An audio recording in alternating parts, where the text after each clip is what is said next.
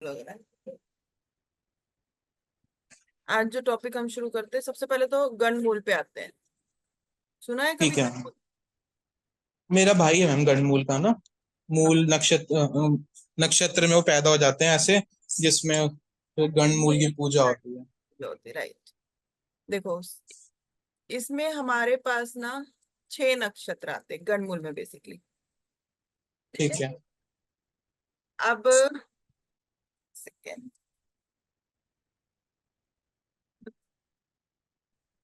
गणमूल का प्रभाव ना नक्षत्रों के चरणों पर डिपेंड करता है। अब नक्षत्र तो आते हैं बट उनके चार चार चरण भी होते हैं, तो उन पे डिपेंड करता है कि उसका क्या प्रभाव होगा। इसे अच्छे से समझना है, ठीक है। हर नक्षत्र में 4 चरण होते हैं। गणमूल योग के परिणाम जो होते हैं इन चरणों के अनुसार ही होते हैं, अलग अलग होते हैं। हर एक का जो गणमूल है जरूरी नहीं है, किसी का सही भी हो सकता है। नीचे अब आपको पहले तो मैं नक्षत्र बता देती हूँ कौन कौन से हैं। अश्वनी नक्षत्र, अश्लेषा नक्षत्र, मघा नक्षत्र। ये जो 3 नक्षत्र है ना, ये केतु के अंडर आते हैं। उसके बाद आते हैं ज्येष्ठा, मूल नक्षत्र और रेवती नक्षत्र। ये आता है बुध के अंदर। तो चंद्रमा जब भी इन अगर आप तो देखते हो ना, अपना एस्ट्रोसेज ओपन करो एक बार, मैं एस्ट्रोसेज में बताती हूँ। ओपन करो, कोई भी कुंडली ओपन कर लो। कर ली। अब उसमें आप कुंडली ओपन करिए ना, एक सेकंड।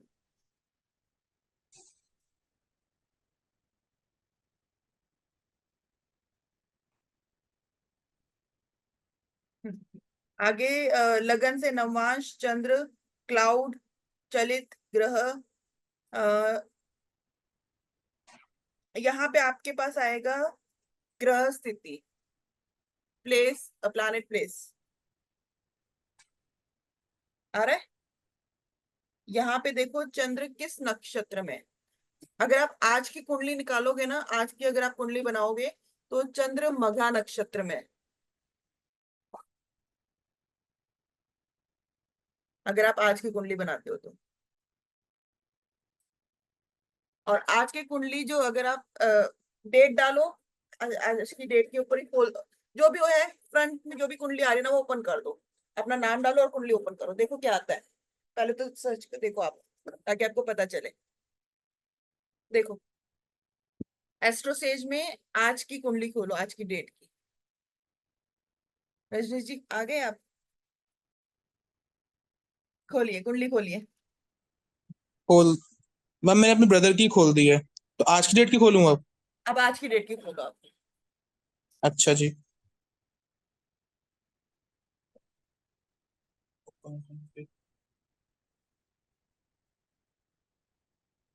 पूरा बंद करना पड़ेगा।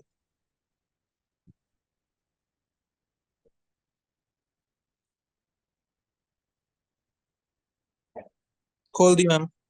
आज की डेट में चंद्रमा का देखो कौन सा नक्षत्र आ रहा है।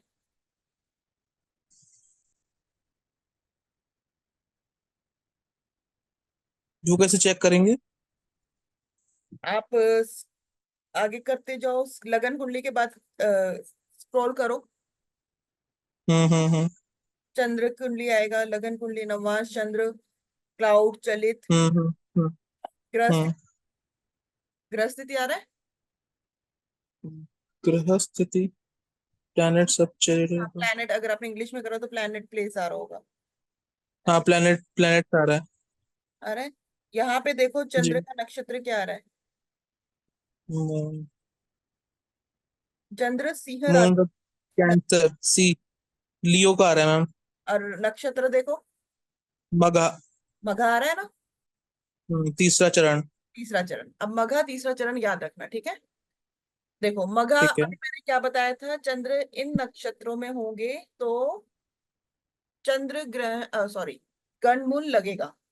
अब ये जो नक्षत्र है ना, इनके जो स्वामी हैं मघा नक्षत्र के, वो कौन है उसको देखना। तब आगे इसको एक और आगे स्क्रॉल करो, जहां पे अभी स्क्रॉल करो था ना, एक पॉइंट और आगे कर दो। प्लैनेट सब। प्लैनेट सब आ रहा है। यहाँ पे देखो हम्म। चंद्र किस नक्षत्र में आ रहा है। अब देखो चंद्र किस नक्षत्र में आ रहा है।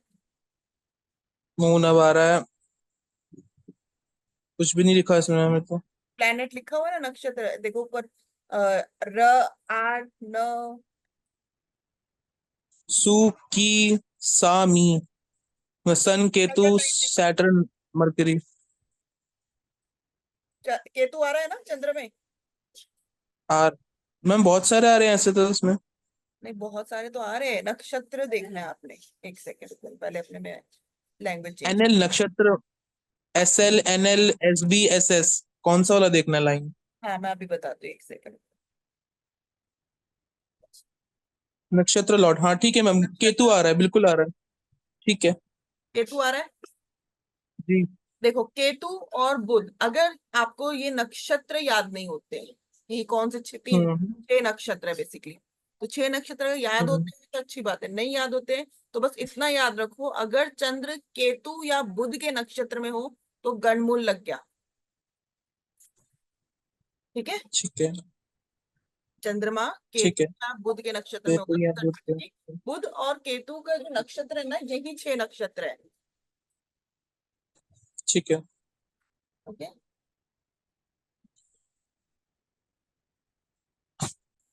देखो, अब आते हैं सबसे पहले हम अश्वनी नक्षत्र पे। केतु का पहला नक्षत्र अश्वनी। अश्वनी नक्षत्र का पहला चरण, 4 चरण होते हैं। अगर पहला जी। चरण पे हो तो जातक के लिए सामान्य अच्छा होगा, गणमूल जो लगा है वो सामान्य सही होगा। एक बार अपने भाई का बताओ। एक मिनट मैम।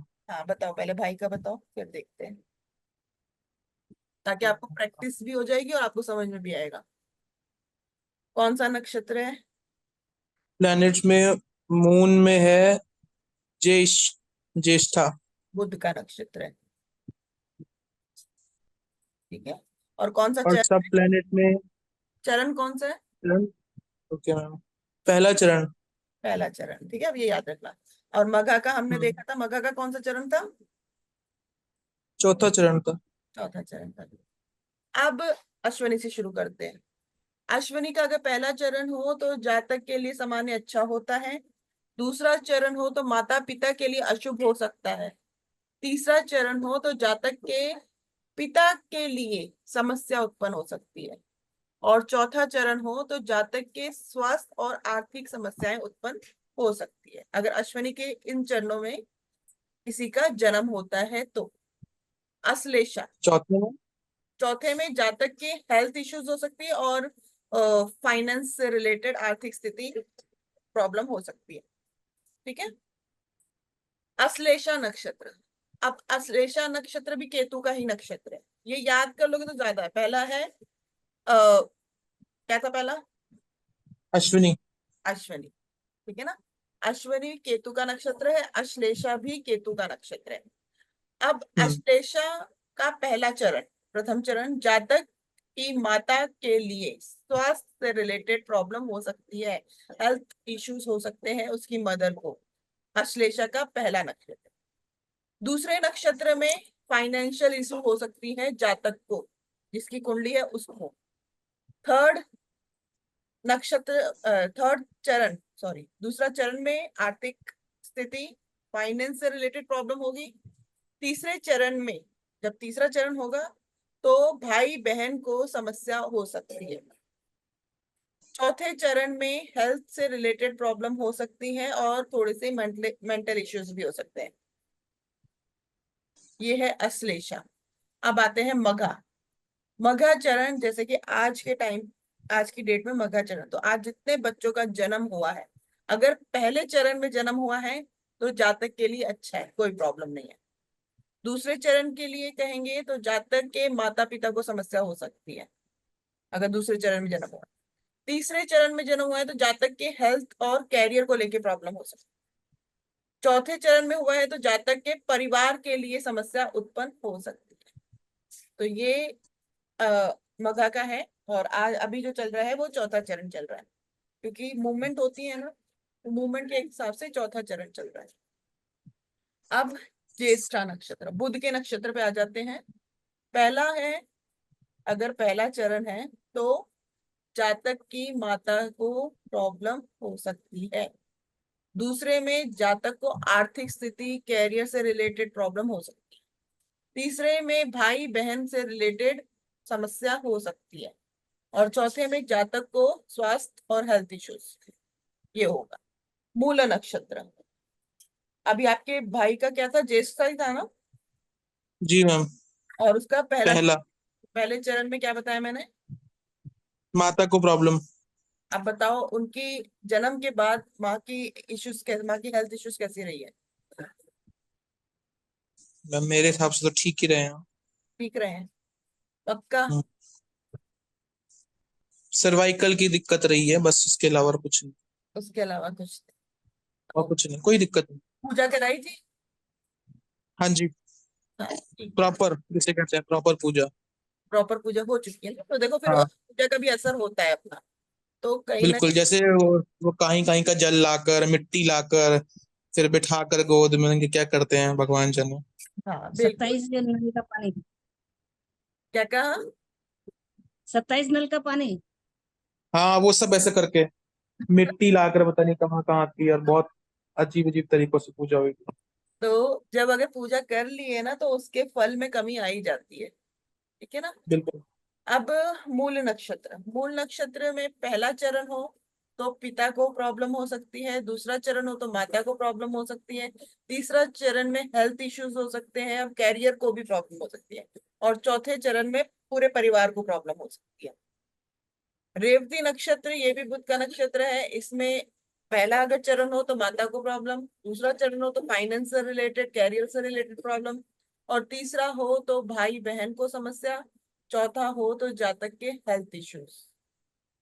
अब उपाय के लिए मैं नॉर्मल उपाय बताऊंगी, जो टिपिकल है वो नहीं बता रही हूँ। नॉर्मल उपाय तो यही है कि गणमूल शांति की पूजा करानी होती है, जातक के जन्म के बाद सीधे करवाई जाती है। वो तो आप पंडित से ही पूछोगे जो पूजा होती है।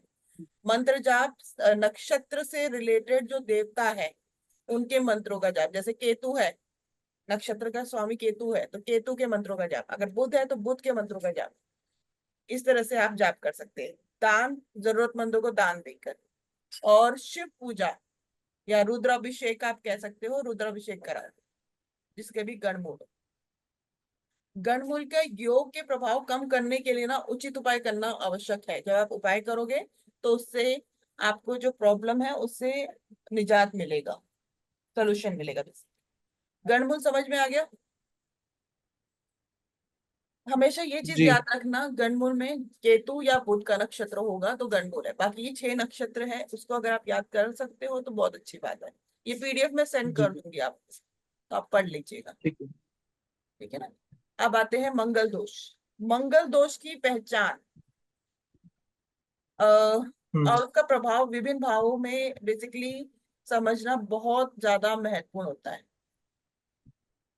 सबसे पहले इसकी पहचान कैसे करें? जन्म कुंडली जी। में आप देखें मंगल की पोजीशन कैसी है, मंगल कैसे है। मंगल के दोष की पहचान के लिए सबसे पहले मंगल ग्रह, मंगल का जो ग्रह है जन्म कुंडली में देखना है। देखो मंगल जब हम्म पहले भाव में हो, चौथे भाव में हो, हम्म 7वें भाव में हो, 8वें भाव में हो, 12वें भाव में, तो यहाँ पे मंगल दोष लगता है। मांगलिक कुंडली बनती है एक तरह से, 1, 4, हम्म 7, 8 और 12। एक ना एरो बन जाता है, अगर आप देखोगे ना कुंडली में तो एक एरो बन जाता है। तो इन भावों पे ना मंगल का प्रभाव खराब होता है, दोष माना जाता है। अब हम्म यहाँ पे देखो दोष की हम जो एनालाइज करेंगे वो कैसे करेंगे। सबसे पहले तो उम्र का ध्यान देना है। अब ज्योतिष के अनुसार क्या होता है, मंगल दोष की स्थिति के लिए ना उम्र का ध्यान दिया जाता है। उम्र अधिक हो जाए तो एनर्जी, मंगल क्या है, एक तरह से एनर्जी का कारक है। जब बच्चा होता है उसमें कितनी अच्छी एनर्जी होती है, यंग होता है तो भी हम्म एनर्जी होती है, लेकिन जैसे जैसे डाउन होने लगता है तो एनर्जी लो हो जाती है। तो सेम एज इट इज, जब एज लिमिट हो जाती है किसी पर्सन की तो उसमें मांगलिक जी का जो असर है ना, मंगल दोष का असर, वो थोड़ा कम हो जाता है क्योंकि उसकी एनर्जी लो हो जाती है। जब हाथ पांव काम नहीं करेंगे और शरीर साथ नहीं देगा तो लड़ने की शक्ति कहाँ से आएगी, नहीं आएगी ना। तब तो हम्म एक बंदा शांत होकर ही बैठ जाएगा। तो वही हम्म मंगल है, एज का इफेक्ट जरूर पड़ता है। मैम कहते डिग्री हैं। से भी देखेंगे क्या? यदि 24 से 30 डिग्री हो तो मांगलिक असर कम होगा, ऐसा है क्या? देखो मंगल दोष में डिग्री का हम नहीं देखते, डिग्री कह सकते हो, लेकिन फिर भी मंगल का असर रहेगा। ठीक है ना, मंगल का असर रहेगा। डिग्री वाइज तो देखो, वैसे तो मैं सच बताऊं, मैं उम्र का भी नहीं देखूंगी, क्योंकि जब दशा आएगी तो उस मंगल ने कुछ तो असर देना ही है ना। अब एक बात बताओ, हम्म। वैसे तो ये कहा जाता है देखो कम हो जाता है अकॉर्डिंग टू एस्ट्रोलॉजिकल, बट मेरा मानना ये है हम्म। कि जो एजेड पर्सन होते हैं जब गुस्सा होते हैं तो उनका भी गुस्सा कई बार सर पे चढ़ जाता है, होता है कि नहीं? तो कहीं ना कहीं मंगल का प्रभाव होता है। हालांकि हम्म। सब एस्ट्रोलॉजर यही कहते हैं कि उम्र के बाद मंगल का प्रभाव कम हो जाता है, कम हो जाता है, बट लॉजिकली देखा जाए तो मुझे नहीं लगता। नहीं होती। ज्यादा ही हो जाता है। ज्यादा ही हो जाता है। बिल्कुल। अब मंगल दोष के जो प्रभाव है बेसिकली, देखो हर भाव में ना अपना अपना प्रभाव है। तो सबसे पहले आते हैं हम फर्स्ट हाउस में। फर्स्ट हाउस में मंगल दोष का जो प्रभाव होगा, फर्स्ट हाउस क्या होता है? हमारा खुद का विश्वास, एक हमारा खुद व्यक्तिगत। तो अगर फर्स्ट हाउस में मंगल दोष है, मंगल कमजोर हो गया है या मंगल दोष हो गया है, तो आत्म संयम और आत्मविश्वास में कमी हो सकती है ऐसे पर्सन में। अब देखो लड़ता वही बंदा है जिसके अंदर ना कुछ कमी होती है, जिसके अंदर कॉन्फिडेंस लेवल अच्छा हो, जो अच्छे से टैकल कर सकता है सब चीजों को, वो लड़ता नहीं है, वो समझदारी से काम लेगा। लड़ेगा वही जिसका मंगल खराब है, ये तो आप मानते हो। ठीक है ना? तो अगर पहले भाव में आ गया तो कहीं ना कहीं पहला भाव क्या हो गया, हमारा खुद का विश्वास, उसमें कमी आएगी, क्योंकि मंगल यहाँ खराब हो रहा है, उसके अंदर सेल्फ कॉन्फिडेंस नहीं रहेगा। ये चीज प्रॉब्लम आ सकती है। व्यक्तिगत जीवन में ना संघर्ष करता है सर व्यक्ति, इसकी लाइफ संघर्ष वाली होती है अगर पहले भाव में ही मंगल आ गया तो। चौथे भाव में, फोर्थ हाउस में, अब फोर्थ हाउस किसका है? माता का है, परिवार का है। तो इससे रिलेटेड इश्यूज आएंगे, माता को प्रॉब्लम हो सकती है, माता से प्रॉब्लम हो सकती है, लड़ाई झगड़ा हो सकता है। घर संपत्ति, जो फैमिली में लग्जरी घर संपत्ति, इन सब से जुड़ी भी समस्या उत्पन्न हो सकती है। सातवां घर, अब सातवां घर किसका है? विवाह का है, मैरिज का है। तो मैरिज से रिलेटेड प्रॉब्लम आएगी, विवाह में देरी हो सकती है, विवाद की संभावना भी हो सकती है। आठवें घर में हो तो हेल्थ से रिलेटेड प्रॉब्लम आ सकती है, क्योंकि आठवां घर आयु का भी है, तो दीर्घकालीन समस्याएं भी आ सकती हैं, और आर्थिक स्थिति को भी वो प्रभावित करेगा। जब हेल्थ इश्यूज आएगी तो डेफिनेटली काम हम नहीं कर पाओगे, तो आर्थिक स्थिति में भी थोड़ी बहुत प्रॉब्लम्स आ सकती है। ट्वेल्थ हाउस क्या है? विदेश यात्रा का, खर्चों का, वहां पे प्रॉब्लम आ सकती है। मानसिक तनाव में प्रॉब्लम आ सकती है। ये कह सकते हो संयम सुख, 12वें भाव को हम संयम सुख भी कहते हैं, बेड प्लेजर भी कहते हैं, वहां पे भी प्रॉब्लम आ सकती है। तो मंगल अगर ट्वेल्थ हाउस में हो तो ये प्रॉब्लम आई है। अब ट्वेल्थ हाउस क्या है? बेड बेड प्लेजर, जो मैंने अभी बताया, मंगल वहां पे आ गया। मंगल क्या है? अंगारक, गर्म, अग्नि तत्व। जब भी सोने जाओगे लड़ पड़ोगे। तो इसीलिए कहते हैं मंगल दोष हो तो थोड़ा सा ध्यान रखना पड़ता है, कुंडली जब देखो तो ये चीजें देखनी पड़ती है। मंगल का, मांगलिक के साथ ही विवाह होता है वैसे तो, कंसीडर यही किया जाता है, क्योंकि जब दोनों चीज इक्वल होगी ना तो बैलेंस हो जाएगी, लेकिन एक कम एक ज्यादा होगी तो कहीं ना कहीं बैलेंस करने में थोड़ी सी प्रॉब्लम आएगी।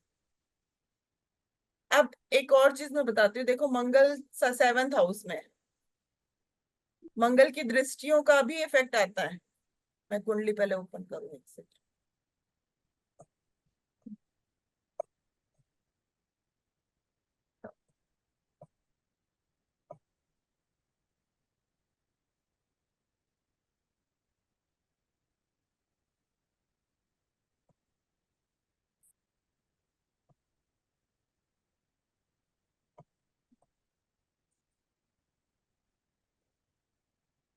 हम्म,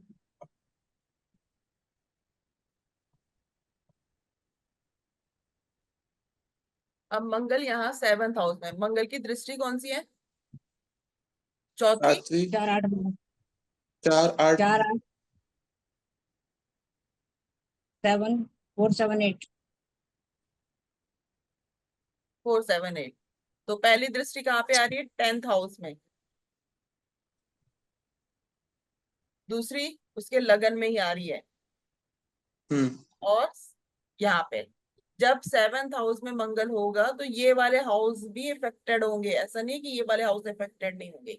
यानी कि मैरिड लाइफ डिस्टर्ब, मैरिज की वजह से उसका काम भी डिस्टर्ब, कर्म भी डिस्टर्ब, कर्म की वजह से उसकी हेल्थ इश्यूज खराब हो रही है, और फैमिली डिस्टर्ब हो रही है कि नहीं हो रही? एक मंगल लगने की वजह से, मंगल दोष की वजह से ये सारी चीजें प्रॉब्लम हो गई। अब 4th हाउस में अगर मंगल हो,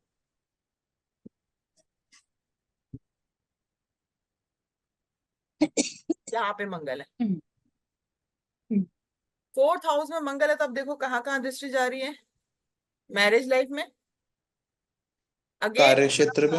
देखो कर्म भाव यहाँ पे भी आ रहा है, और गेम्स में।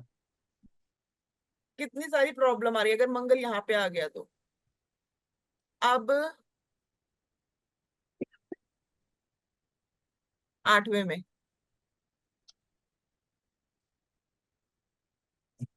गेन, बैंक बैलेंस, फैमिली सब डिस्टर्ब। तो जहां पे भी दृष्टि जा रही है उसका इफेक्ट जरूर करेगा। ठीक है, इसके लिए पूजा जरूर करानी होती है। पूजा के हाँ, क्या क्या कहा? आवाज क्लियर नहीं आ रही है आपकी? कल वाली तो नहीं खाई ना तूने? अच्छा, ओके। रजनीश जी पर समझ नहीं आता किन से बात कर रहे कोई। शुरू करूं? अच्छा। हाँ मैं बेटे को खुश, दरवाजा बंद कर दो बेटा। सॉरी। मंगलवार के दिन मंगल देवता की पूजा करना, जिसका भी मांगलिक दोष है वो ये चीज कर सकता है। तो मंगलवार के दिन मंगल देवता की पूजा करना है, हनुमान चालीसा का पाठ करना है, वो उसके लिए अच्छा होगा। मंगल यंत्र, मंगल यंत्र की स्थापना कर सकता है, उसकी पूजा करना डेली। विवाह का सही समय, एक योग्य जीवन साथी की पहचान और सही समय पर विवाह करने से मंगल दोष का प्रभाव कम किया जा सकता है। मंगलवार के दिन उपवास, व्रत, दान ये चीजें करें। मंगल दोष की शांति के लिए यज्ञ भी करवा सकते हैं। और अगर रुद्राक्ष पहनना है तो 4 मुखी और 5 मुखी का रुद्राक्ष पहन सकते हैं। अगर किसी का मंगल दोष है तो 4 मुखी और 5 मुखी का रुद्राक्ष पहन सकते हैं। इसको करने से मंगल का दोष के प्रभाव कम किए जा सकते हैं और व्यक्ति की कुंडली के अनुसार उपाय देने से सही हो सकता है। ठीक है, अब मंगल दोष आपको पता चल गया कि इन इन भाव से मंगल दोष होता है। लेकिन कुंडली में कुछ ऐसे योग भी होते हैं जो मंगल दोष का परिहार करते हैं, मतलब मंगल दोष कट आउट कर देते हैं। मान लो किसी का मंगल दोष बन रहा है 7वें घर में, बट कुछ ऐसे योग बन गया उससे मंगल दोष कट आउट भी हो सकता है। वो क्या होता है ये समझते हैं। ठीक है, अब पहला है मंगल दोष स्वसप्तम होता है, हो जाता है, मतलब कि अपनी ही राशि में अगर बैठा हो। जैसे कि मंगल की राशि कौन सी? पहली और 8वीं। अगर अपनी ही राशि में बैठा हो तो मंगल दोष नहीं लगता।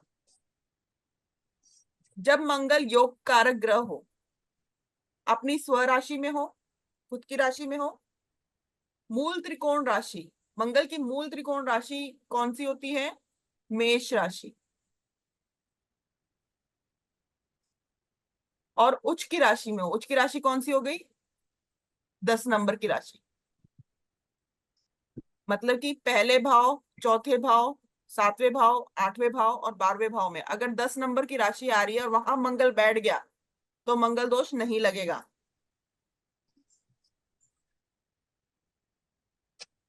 दूसरा है सप्तमेश या शुक्र, मतलब 7th हाउस का लॉर्ड या फिर वीनस अच्छी पोजीशन में हो, बलवान हो।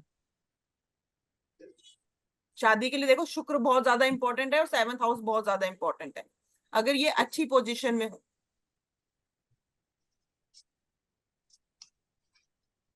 तो वहां पे मंगल दोष समाप्त हो जाता है। हम अपने मंगल बुध की राशि में ठीक बताया? मंगल बुध की राशि में क्या करेगा? ठीक है। नहीं, वो अलग कॉन्सेप्ट है, वो तो खराब है ही है। अभी मैं मंगल दोष के बारे में बता रही हूँ, वो अलग चीज है, ठीक है ना। वो खराब ही है बुध की राशि में। लेकिन मांगलिक कैसे लगता है, मांगलिक कैसे परिहार होता है मंगल दोष, उसके लिए मांगलिक योग बेसिकली, ठीक है ना, मांगलिक दोष। अब वर या कन्या किसी की भी कुंडली में मांगलिक दोष हो और दूसरे की कुंडली में शनि,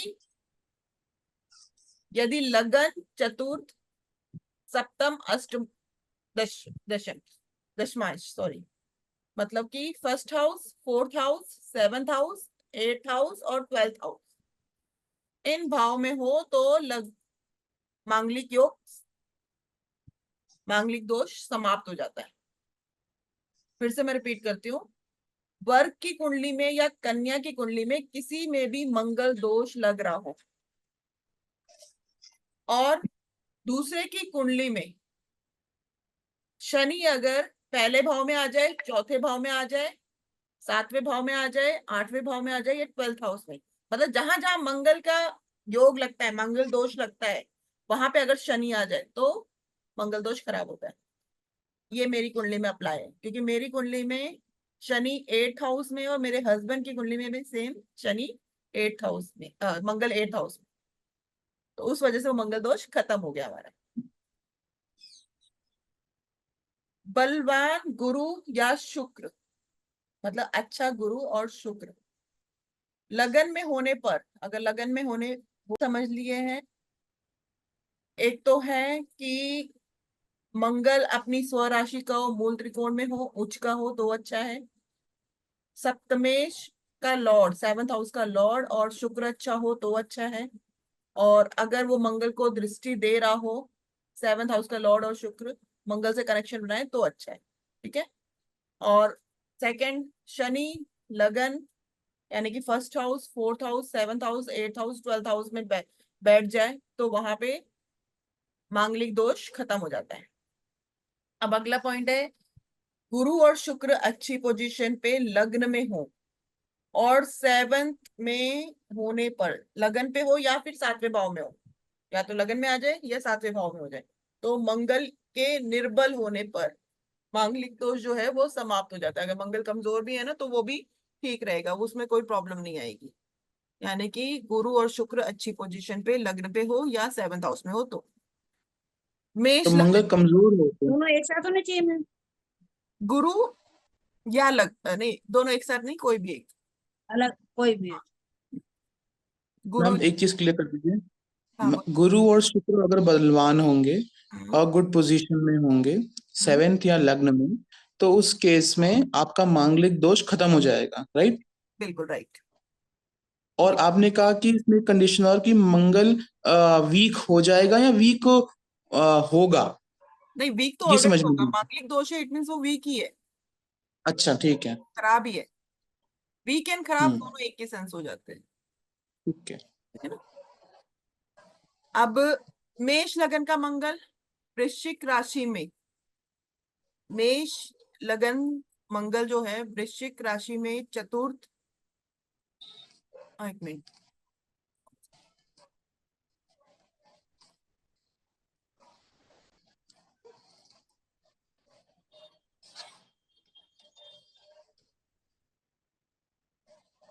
मेष राशि में मंगल वृश्चिक राशि में, अगर मतलब मेष राशि लगन में हो वहां पे मंगल, हम्म। वृश्चिक राशि 4th में हो तो वहां पर मंगल, वृष राशि जो शुक्र की राशि होती है 7th में हो तो वहां पे मंगल, और कुंभ राशि 8th में हो तो वहां पे मंगल। और धनु राशि अगर 12th में हो तो वहां पे मंगल दोष उत्पन्न नहीं होता है। समझ में आया? अच्छा, ठीक है। एक बार रिपीट करती हूँ। मेष लगन का मंगल, वृश्चिक राशि का चतुर्थ भाव का मंगल, वृष राशि में सप्तम भाव में, वृष राशि 7th हाउस में हो और वहां पे मंगल हो, और कुंभ राशि 8th हाउस में हो और वहां पे मंगल हो, और धनु राशि 12th हाउस में हो और वहां पे मंगल हो, तो उसका दोष उत्पन्न नहीं होता है। ये कुछ कंडीशन है, इसको अप्लाई करनी होती है। मंगल शुक्र की राशि में स्थित हो, अगला पॉइंट है, मंगल शुक्र की राशि में बैठा हो और सप्तमेश यानी कि 7th का लॉर्ड जो है वो अच्छी पोजीशन में हो, बलवान हो, केंद्र या त्रिकोण में हो, तो मंगल दोष प्रभावहीन होता है। यहां तक मंगल दोष खत्म। ठीक है, मंगल दोष कैसे लगता है, उसका सलूशन क्या है और उसका परिहार क्या है, ये तीनों चीज मैंने आपको समझाई है। तो इसको अच्छे से आपने समझ लेना है, दिमाग में बैठा लीजिए, ताकि जब भी आप कुंडली देखो तो पहले सबसे पहले यही देखो मंगल दोष है या नहीं। अब मंगल दोष है तो क्या उसका परिहार हो रहा है दोनों कुंडली में? अगर परिहार हो रहा है तभी आप आगे कंसिडर करना, वरना नहीं। नहीं तो आपको उपाय तो अगर दोनों में मंगल दोष लग रहा है ना तो उपाय तो होगा ही होगा। उपाय तो हर कंडीशन पे है ही है, ये नहीं कि अच्छा, उपाय, दोनों मांगलिक है तो भी? तो भी उपाय तो कराना ही कराना ओके। है ना, ताकि जो भी नेगेटिव इफेक्ट है ना वो कम कम हो जाए। ठीक है। बाकी कंडीशन अप्लाई है कि दोनों में हो तो ज्यादा अच्छा है, लेकिन गुस्सा तो रहेगा ना, गुस्से को तो कम कराना है। अब आते हैं दोष, पितृ दोष। ठीक है, मंगल दोष खत्म, पितृ दोष पे आते हैं। सुना है पितृ दोष के बारे में कुछ? मैम एक बार 8वें का मंगल और बता दीजिए। 8वें में? मंगल हो तो क्या आउटकम रहता है? नहीं मैं समझी नहीं, क्या का क्वेश्चन, क्या आपका 8वें का मंगल? 8वें में अगर मंगल हो तो आपने कहा मांगलिक दोष हो जाता है, हाँ बिल्कुल, आयु पे तो फर्क उसके पड़ता है, हेल्थ से रिलेटेड परेशानी हो सकती है, और फाइनेंस से रिलेटेड भी, पैसों से रिलेटेड भी। किसी का है? मेरे ब्रदर का। ओके, ये प्रॉब्लम है क्या हेल्थ से रिलेटेड या फिर फाइनेंस से रिलेटेड? सच तो मैम नहीं है, अभी तो उसने कमाना शुरू ही किया है, ओके, चलो कोई बात नहीं। और हेल्थ रिलेटेड तो नहीं है सच। नहीं नहीं, मंगल अभी देखो, शादी हो गई है? नहीं, अभी नहीं हुई। नहीं ना, ये शादी के लिए देखते हैं बेसिकली, अच्छा जी। क्योंकि मंगल जब एक्टिव होता है बस तो शादी के बाद के लिए होता है एक्टिव। इतना जरूर है कि उसको फीवर चढ़ता है तो सीधा 103 चढ़ता है, हाँ तो हाई चढ़ता है। हेल्थ इश्यूज तो रहते ही होंगे ना उसको। हेल्थ इश्यूज हाँ रहते हैं, नो डाउट, हमेशा ही रहते हैं। जैसे कभी फोड़े फुंसी काफी निकलते हैं, हम्म। और कुछ ना कुछ थोड़ा बहुत चलता रहता है, नॉर्मली। ऐसे कोई कहूँ कि बहुत ज्यादा रहते हैं ऐसा नहीं है, लेकिन तो हम खाली इससे शादी का देखेंगे। नहीं, हेल्थ के लिए भी देखेंगे इसको। पेट से रिलेटेड कुछ प्रॉब्लम होती है? नहीं। नहीं। सेकेंड। मैम काल सर्प दोष और मंगली दोष दोनों हो तो? दोनों का उपाय होगा। तो होगा। कॉन्स्टिपेशन जैसी कोई प्रॉब्लम होती है? है कॉन्स्टिपेशन होती होगी मैम, मुझे बताया नहीं कभी। होती होगी। बाकी अभी फाइनेंस तो अभी शुरू करा है ना, तो वो तो अब देखो आगे पता चलेगा कि कैसा रहता है। स्पेंथरिफ बहुत है। इसको कहो हनुमान चालीसा पढ़ा करे। हाँ जी, बोलते हैं। हाँ। इसको गुड़ चढ़ाने के लिए बोला है किसी ने ना, आ, गुड़ हनुमान जी को चढ़ाना है हाँ, एवरी ट्यूसडे। अच्छा है, वो भी करे। सूर्य की हेल्प ले रहे हैं, अगर मंगल 8 में होना और सूर्य भी साथ में बैठ जाए ना तो मंगल दोष खत्म हो जाता है। और एक और, हाँ, एक ऐसा परिहार भी? भी, ये भी ऐड कर लो। चंद्र भी अगर मंगल के साथ हो या चंद्र का सपोर्ट मिल जाए मंगल को तो मंगल दोष खत्म हो जाता है। सूर्य और चंद्र दोनों में से कोई भी। चंद्र और सन विद मंगल। ठीक है, तो अब वो हनुमान जी को गुड़ इसीलिए चढ़ाने को बोला है क्योंकि गुड़ क्या होता है, सूर्य का प्रतीक होता है। अब वो मंगल को चढ़ा रहे हैं, यानी कि सूर्य मंगल को आपस में मिला रहे हैं। तो मैम बहुत सारे बैठे हुए ना 8वें में, मंगल ही बैठा हुआ है, सूर्य भी है, बुध भी है, जुपिटर भी है, अच्छा अच्छा, और देखो हाउस भी 11वां है। अब मंगल के साथ सूर्य बैठ गया ना, तो मंगल दोष का हम्म। इफेक्ट कम हो जाएगा। ओके। तो इन केस हम मान के चलते हैं कि हमें किसी ऐसे व्यक्ति की शादी करानी है। अब हम देख रहे हैं कि उसके लिए लड़की मांगलिक हो या नहीं हो। तो हम आप कह रहे हैं, अब आप कह रहे हैं कि मांगलिक दोष कम हो गया, तो मांगलिक लड़की देखनी चाहिए इन ऐसे केसेस में कि नहीं देखनी चाहिए हमें? जब देखो मंगल दोष परिहार हो रहा है ना, तब अनमंगलिक हम्म। देख सकते हो, मतलब जरूरी नहीं लड़की अच्छा। मांगलिक, अरे वाह। ठीक है ना, तब देख सकते हो, परिहार होना चाहिए बस। कि सूर्य बैठ गया है इस वजह से परिहार हो गया उसका। बिल्कुल। ठीक है। अब पितृदोष पे आते हैं। जी। पितृदोष पे देखो, सबसे पहले जो होता है, सूर्य और चंद्रमा हमारे माता पिता का कारक है। पितृदोष को देखने के लिए हमें चंद्रमा और सूर्य की जो प्लेसमेंट है उसको बहुत इंपॉर्टेंस दी गई है। अगर ये हम्म। ग्रह शुभ स्थानों पे नहीं है और हम्म। या तो किसकी दृष्टि से प्रभावित है, मतलब एंटी प्लैनेट से प्रभावित है, तो पितृदोष हो सकता है, क्योंकि सूर्य चंद्रमा माता पिता के कारक है। ठीक है ना, पहला पॉइंट ये है। किसी की भी कुंडली में देखना है तो सूर्य चंद्रमा की पोजीशन देखो कैसी है, क्या राहु केतु शनि के एक्सेस में आ रहे हैं या उससे प्रॉब्लम्स हो रही है। अगर हो रही है तो पितृदोष के चांसेस बन सकते हैं। एक अब तो एंटी प्लैनेट बताया आपने, और दूसरा? राहु केतु शनि मंगल। नहीं, ये तो एंटी प्लैनेट, यही तो हो गए मैम। एंटी प्लैनेट से अगर प्रभावित हैं, और एक और कंडीशन बताई थी आपने, गलत जगह पर प्लेस्ड है, हाँ, गलत जगह जैसे पे। 8वां घर, छठा घर। 8 12। हम्म। छठे पे तो सूर्य खराब नहीं होता, लेकिन हाँ थोड़ा बहुत इफेक्ट होता है। अब दूसरा पॉइंट है, नौवे घर में। नौवा घर हमारे पिता का घर होता है, फादर का घर। नौवे घर से हम पिता को देखते हैं ना, तो नौवे हम्म। घर पिता का प्रतिनिधित्व करता है। अगर 9th हाउस में कोई अशुभ ग्रह है या इसकी दशा खराब है तो पितृदोष की संभावना है। 9th हाउस में राहु आ गया, केतु आ गया, शनि आ गया, मंगल आ गया, तो पितृदोष है। शनि का इतना नहीं होता, राहु केतु का ज्यादा होता है ना, राहु केतु का ही होता है मेन। अब पितृदोष के संकेत क्या होते हैं, देखो कुंडली में अगर 9th हाउस में राहु केतु या अन्य अशुभ ग्रह हो तो भी यहाँ पे पितृदोष की संभावना का संकेत होता है। अशुभ ग्रह मतलब मंगल शनि को भी हम यहाँ पे ले लेते हैं अशुभ ग्रह में। और 9th भाव खराब कैसे होता है ये मैंने सारा आपको बता रखा है। खराब हो रहा है तो भी पितृदोष के चांसेस बन सकते हैं। पितृदोष में एक विशेष योग भी है, क्या?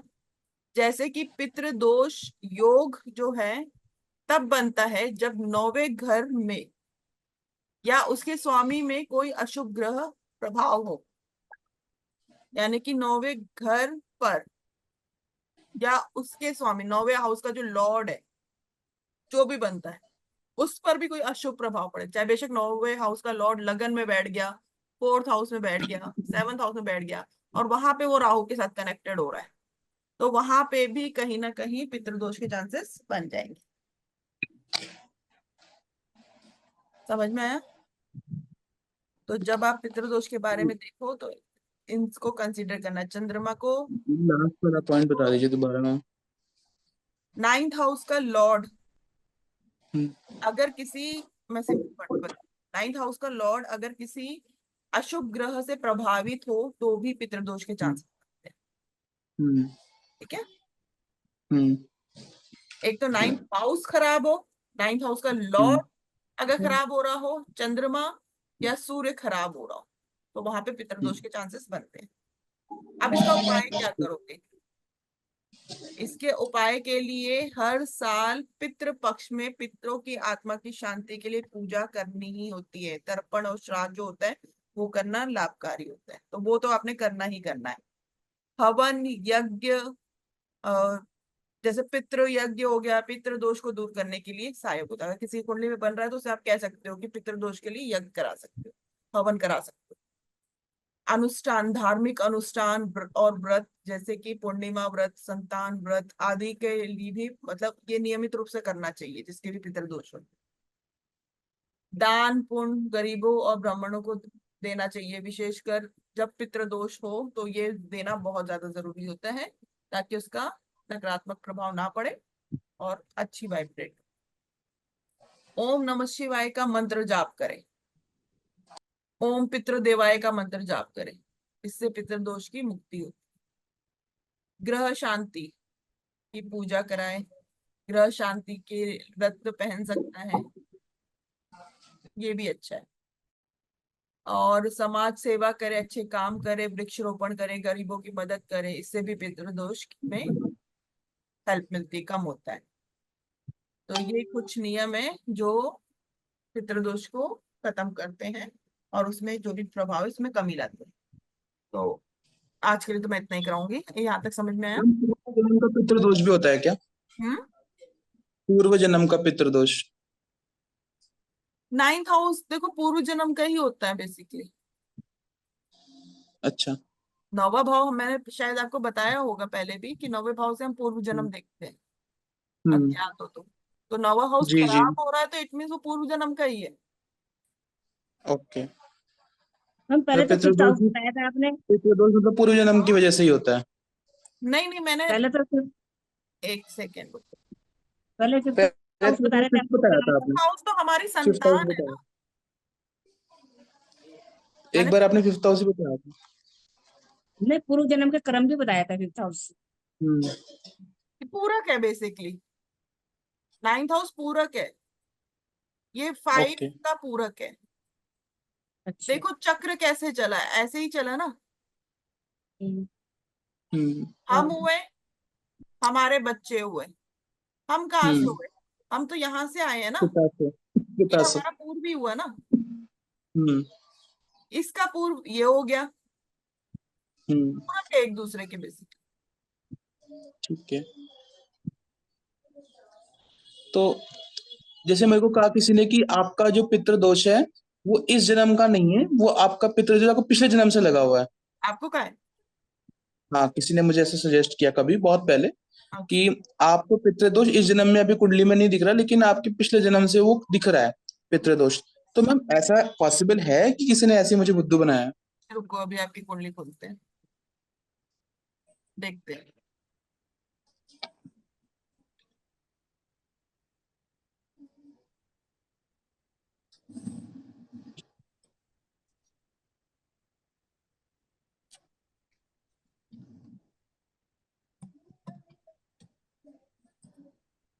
आपकी डेट ऑफ बर्थ क्या थी?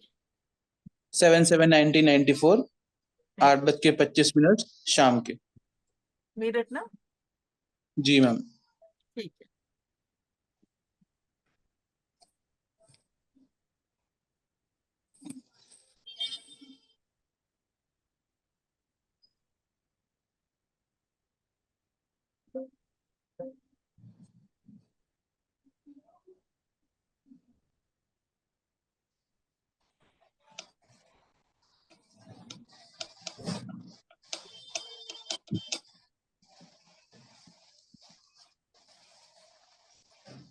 स्क्रीन दिख रही है? अभी तो नहीं दिख रही मैम।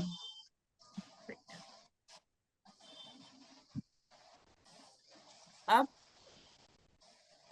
बस रोटेट ही हो रहा है। हाँ, अब दिख गई।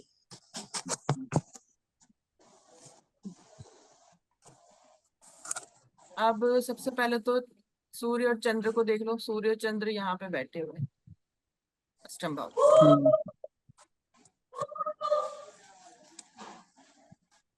राहु इधर है, राहु की दृष्टि पड़ रही है सूर्य चंद्र पे। 7 8 9 हाँ, नौवीं दृष्टि हो गई। सूर्य चंद्र पीड़ित है, खराब है, हाँ। ठीक है ना। जुपिटर के साथ जब राहु आता है ना तो भी खराब होता है, क्योंकि नौवे भाव का जो लॉर्ड होता है ना, काल पुरुष के हम्म। गुण के अकॉर्डिंगली जुपिटर है। जी। तो जुपिटर के साथ जब भी राहु आएगा तो भी पितृदोष बनता अच्छा। है ना। तो आपके पितृदोष तो है। हम्म। अब जुपिटर के साथ आया है तो इसीलिए शायद कहेंगे पूर्व जन्म का है, बाकी पितृदोष तो है आपके। कैसे पता चलेगा आपको ऐसे कि पूरे जन्म का है? क्या? कैसे पता चला आपको कि पूरे जन्म का है इसमें? जुपिटर 9th हाउस का लॉर्ड है ना, जी। तो उसके साथ ही आया है राहु। उसके साथ राहु बैठ गया इस। तो इसको हम कालपुरुष की कुंडली से कंपेयर करेंगे। हाँ, कालपुरुष की कुंडली।